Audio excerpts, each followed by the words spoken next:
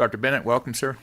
Please state your name and begin. Thank you, Chairman Schwertner and members. Brent Bennett with the Texas Public Policy Foundation, and we appreciate the invitation to speak today.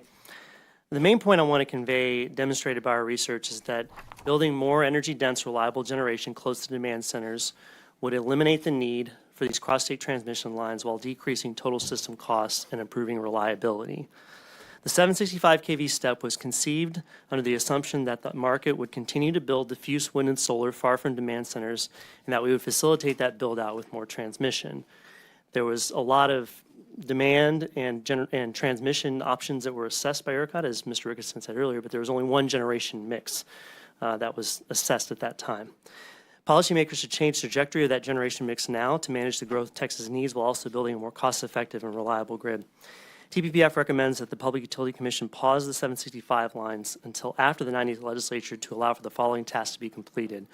First, by January 27, ERCOT should perform a reappraisal of the lines and show how much local generation and local reliable generation and transmission would be needed to avoid cross-state transmission lines. So again, show the alternative here.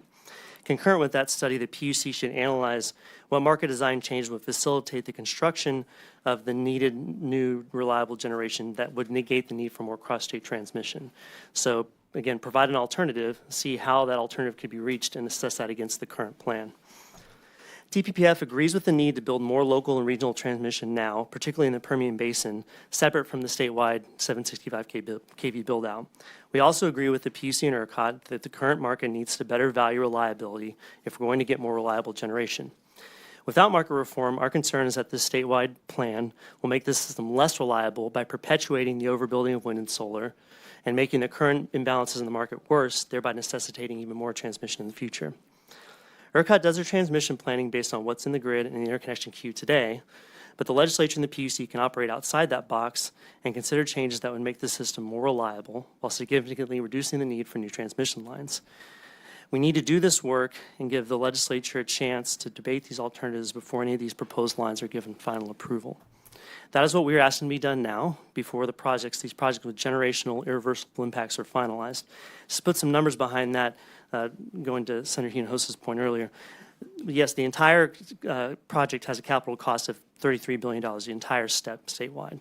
The lifetime cost, accounting for maintenance, tax, and financing, we estimated was nearly $100 billion, or more than $5,000 per residential ratepayers under the current rules. Of course, we talked about how those rules might be modified.